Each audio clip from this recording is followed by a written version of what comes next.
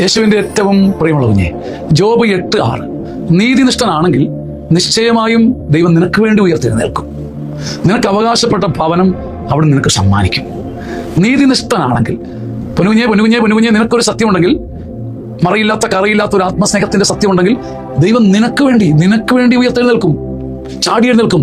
സിംഹാസനത്തിൽ നിന്ന് ചാടി എഴുന്നേറ്റ് നിനക്ക് വേണ്ടി മാത്രം ദൈവം ഉയർത്തെഴുന്നേറ്റ് നിനക്ക് അവകാശപ്പെട്ട ഭവനം, നിനക്ക് അവകാശപ്പെട്ട ഓഹരി നിനക്ക് തന്ന് നിന്നെ ഉയർത്തും. ഒരു സംശയം വേണ്ട. നീ നീതിനിഷ്ഠനാണെങ്കിൽ നിനക്ക് വേണ്ടി പഞ്ചവർണ്ണങ്ങളിൽ വിടർന്നു നിൽക്കുന്ന പൂ പോലെ ദൈവം നിന്റെ കൺമുമ്പിൽ നിൽക്കും.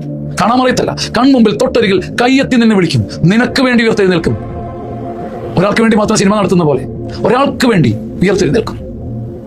നിനക്ക് അവകാശപ്പെട്ട ഭവനം അവിടെ നിനക്ക് നൽകും. നമുക്ക് അവകാശപ്പെട്ട കൃപയുടെ ഭവനം, സൗഭാഗ്യത്തിന്റെ ഭവനം, സമാധാനത്തിന്റെ ഭവനം, പ്രത്യാശയുടെ ഭവനം ദൈവം നമുക്ക് തരും. നിങ്ങൾ ഭാരപ്പെടേണ്ട. കർത്താവ് വാക്കുകളിൽ വിശ്വസ്തനാണ്. ആമേൻ.